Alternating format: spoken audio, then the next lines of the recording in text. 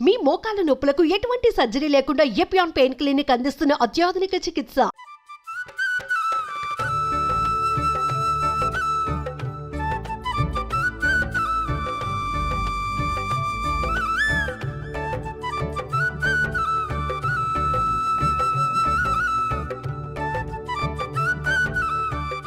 Hi hello నమస్తే, welcome to Suman TV. ఈ రోజైతే నేను ఒక స్పెషల్ గెస్ట్ని పరిచయం చేయబోతున్నాను. ఎవరా స్పెషల్ గెస్ట్ అనుకుంటున్నారా? ఆవిడని పరిచయం చేసే ముందు ఆవిడ గురించి చాలా విషయాలు చెప్పాలి. ఈ రోజుల్లో 30-40 సంవత్సరాలు వచ్చేసరికి ఎక్కడికైనా 2 అడుగులు వేస్తే చాలు, అమ్మో కాలు నొప్పి, అమ్మో ఒళ్ళు నొప్పులు, అమ్మో ఇంకేం పని చేయలేకపోయాం, కీళ్ళ నొప్పులు వచ్చేసాయి అంటూ సతమతం అవుతుంటాం. కానీ 97 సంవత్సరాల బామ్మ పెంకి సీతమ్మంట. నిజంగా పెంకి బామ్మే ఆమె కూడా. ఆమె పని ఆమె చేసుకుంటూ ఉమ్మడి కుటుంబంలో ఉన్న సభ్యులందరూ కూడా 30 మందికి వండి పెడుతుందంట. అంతేకాదండి, బావి నుండి ఆమె స్వయంగా నీళ్లు తెచ్చి తిరగలిసిరుతూ ఉలవల్ని అన్ని పిండి చేసేస్తుంది. కొండల్ని పిండి చేసే సత్తా ఉన్న బామ్మని మీకు ఇప్పుడు చూపించబోతున్నాం. బామ్మ నమస్తే. బాగున్నారా?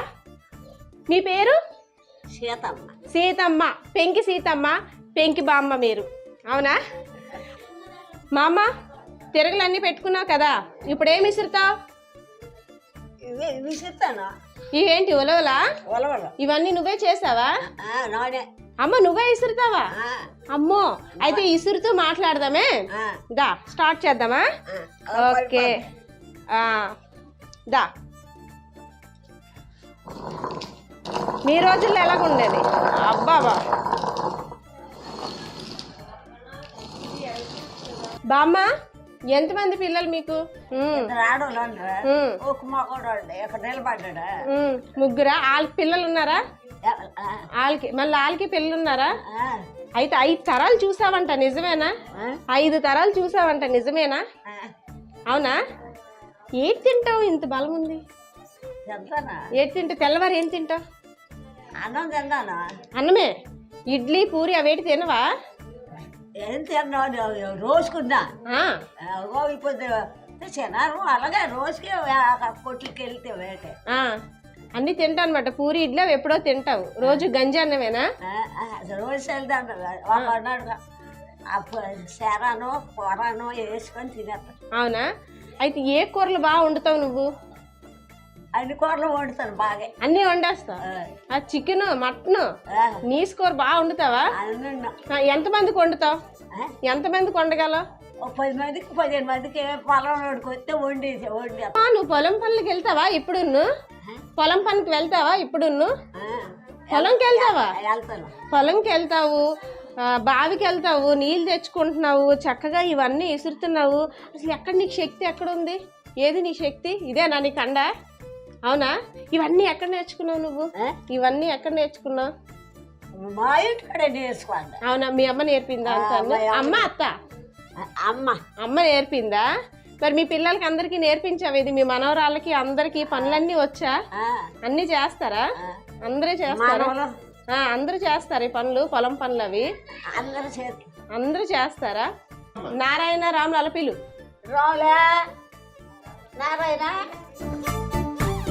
ఓకే, 5 జనరేషన్స్ అన్నాను కదా. బామ్మ యొక్క కూతురు, వాళ్ళ కూతురు, వాళ్ళ కూతురు, వాళ్ళ కూతురు, అలా 5 జనరేషన్స్ కూడా ఇక్కడే ఉన్నాయి. వాళ్ళందరినీ కూడా బామ్మగారు ఇన్వైట్ చేస్తున్నారు మనతో మాట్లాడడానికి. అసలు ఈవిడ ఇంత హెల్తీగా ఉండడానికి కారణం ఏంటో కూడా చూస్తున్నాము. ఆవిడ పని ఆవిడ చేసుకుంటూ ఇంకా ఉండే నెక్స్ట్ జనరేషన్స్ కూడా పనులన్నీ నేర్పిస్తున్నారంట. అసలు అంటే ఈవిడ అప్పటికి ఇప్పటికి ఇంతే యాక్టివ్గా ఉండడానికి ఈమెను చూసి వాళ్ళ జనరేషన్స్ ఏం నేర్చుకున్నారో అడుగుదాం. అమ్మ నమస్తే. అమ్మ రండి, మీరు కూడా రండి.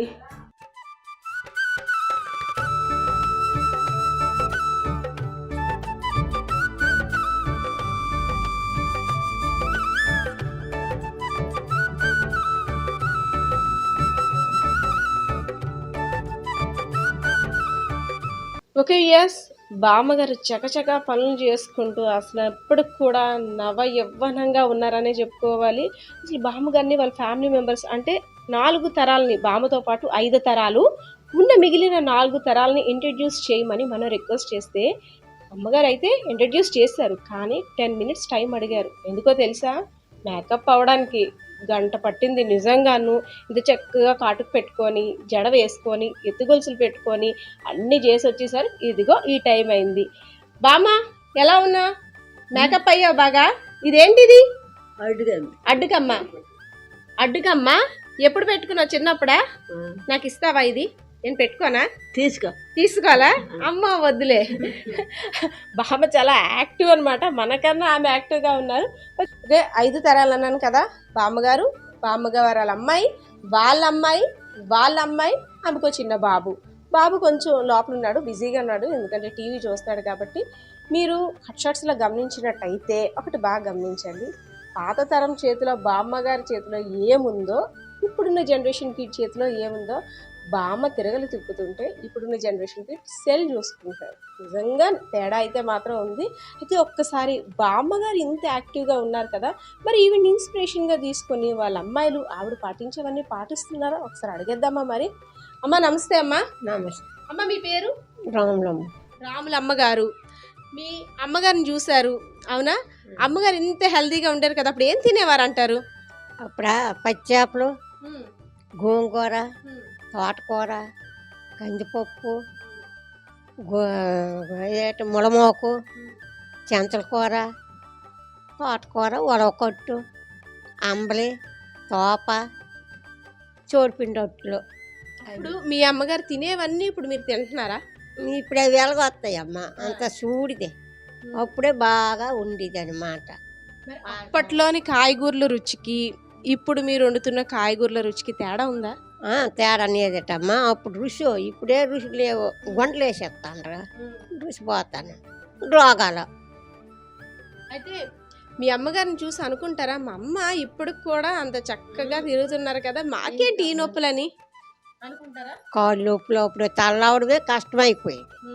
ఇప్పుడు తలబాధలు అన్నీ, ముడుపులు రావు, నొప్పులు, గ్యాస్ట్రిక్లు, అన్నీ బాధలే. అమ్మ మీకు ఎంతమంది పిల్లలు? మీ పాప? 5. మీ పాప? మా పాప, పెద్ద పాప. అవునా? ఓకే, బామ్మ వాళ్ళ కూతురుతో మాట్లాడడం. వాళ్ళ కూతురు సింహాచలం గారు అంట, ఆమెను కూడా అడుగుదాం. అమ్మ సింహాచలం గారు నమస్తే. అమ్మ మీ అమ్మని చూశారు, అమ్మమ్మని చూస్తున్నారు, ఏ అనిపిస్తుంది ఇప్పుడు? అమ్మమ్మకు ఉన్నంత శక్తి మాకు ఎందుకు లేదని ఎప్పుడైనా అనిపించిందా? అనిపిస్తుంది. మా అమ్మ శక్తి కూడా నా దగ్గర లేదు, తగ్గిపోయింది.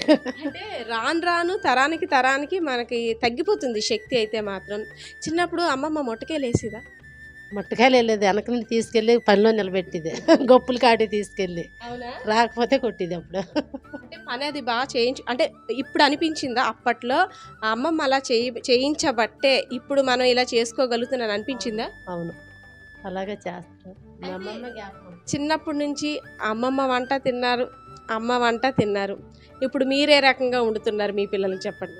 మా పిల్లలకైతే నేను ఇప్పుడు వండక్కర్లేదు, వండినా సరే తినలేదు, ఆన్లైన్ తెప్పించి తింటున్నారు, లేకపోతే రెస్టారెంట్లకు వెళ్ళిపోతున్నారు. నేను ఇంకేం చదువు పెడతాను. అంటే ఇప్పుడైతే సకల సదుపాయాలు మన దగ్గరకు వచ్చేసాయి, రుబ్బురోళ్ళు అన్ని. అయినా మనం చేయలేకపోతే అది నిజమేనా? ఇప్పుడు బామ్మని చూస్తున్నాము, చక్కగా ఆవిడే చేసుకుంటున్నారు, నిజంగా తేడా వచ్చింది కదా. రోలీ రాకులు కూడా ఇళ్ళకి కనిపించలేదు, మిక్సీలు గ్రైండర్లే. ఇంక మేమేం చేస్తాం? ఇంకా అన్నం వండేసి పెట్టేసి పిల్లలకి పెట్టే ఓపిక కూడా లేదు. ఇంకా పిల్లలే తెప్పించుకుంటే ఒక ముద్దాలు పెట్టిన రకంగా అయిపోయింది వయసుకి. అప్పుడు అమ్మ ఏంటంటే గంపడేసి పిల్లల్ని కనేవారు, ఇంట్లో పని చేసుకునేవారు, పొలం పనులకు వెళ్ళేవారు, పిల్లలందరూ బాగుబోగులు చూసుకునేవారు. కానీ ఇప్పుడు మనం 2-3 కూడా చూడలేకపోతున్నాం. మన 2 పిల్లలకి మనం వండి పెట్టలేకపోతున్నాం. ఇప్పటికి కూడా మా అమ్మ మాకు వండి పెడుతుంది, మా అమ్మమ్మ కూడా వండి పెడుతుంది, కానీ నేను వండి పెట్టలేకపోతున్నాను. కాదు, పండగలు అవన్నీ వస్తే అమ్మమ్మ అన్నీ వండుతుందా? వాళ్ళే వండుతారు, మా అమ్మలే వండుతారు. ఓపిక అన్ని చెప్తుందా ఎలా చెయ్యాలి ఏంటని? చెప్తుంది, మా అమ్మ వండుతుంది, మా అమ్మ కూడా వండుతుంది, కానీ మేము వండలేము. ఇప్పుడు కూడా అంటే ఎంత పెద్దలు అవుతున్నా మీరు మనవరాలు కాబట్టి గసురుతుంటుందా? గసురుతారు మరి, గసిరిని మేము సైడ్ పెట్టుకుని వెళ్ళిపోతాం, అలమాట పట్టించుకోకుండా. అవునా? Okay, yes.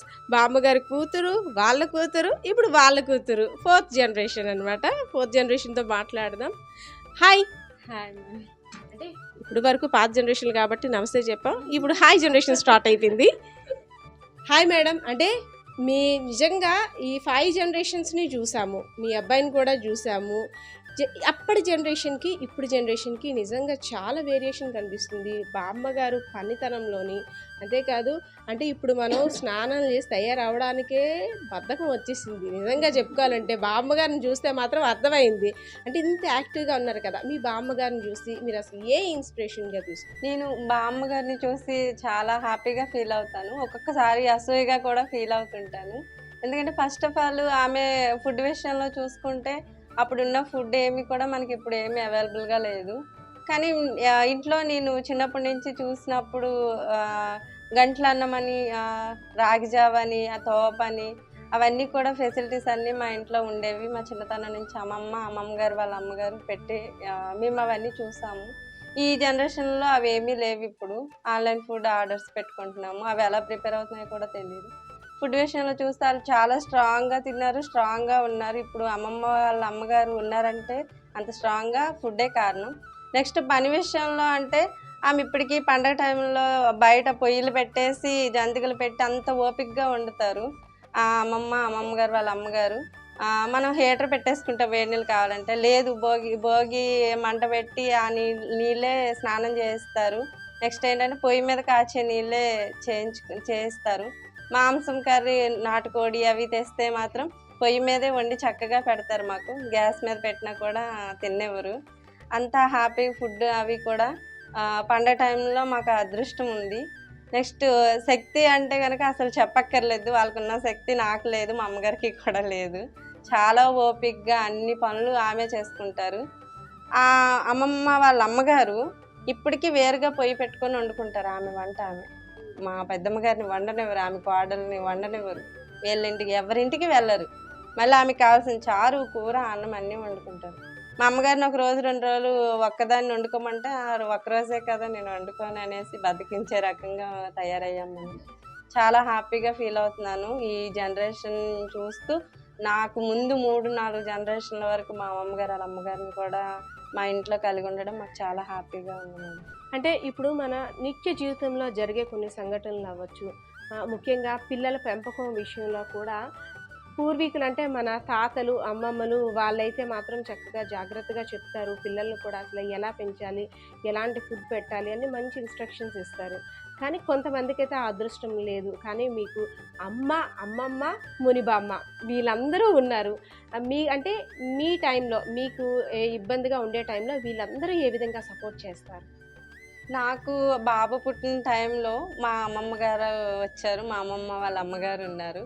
నలుగు పెట్టి స్నానం చేయించడానికి యాక్చువల్గా అంత ఇబ్బందిగా ఫీల్ అవుతూ జస్ట్ ఆయిల్ పెట్టేసి స్నానం చేయించడం మనకు తెలుసు, ఈ సోపులు అవి వచ్చాయి. కానీ నాకు నలుగు పెట్టి స్నానం చేయించింది మా అమ్మమ్మ వాళ్ళ అమ్మగారు.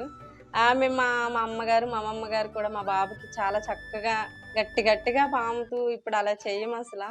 నలుగు పిండితో సహా వాళ్ళే తయారు చేసి 5 ఏళ్ళు వచ్చే వరకు ఆ నలుగు పిండితోనే స్నానం చేయించేవారు. సాంబ్రాణి వేయడం ఇవేమి కూడా సిటీల్లో కానీ ఇప్పుడు కానీ అసలు కల్చర్ అనేది పోయింది.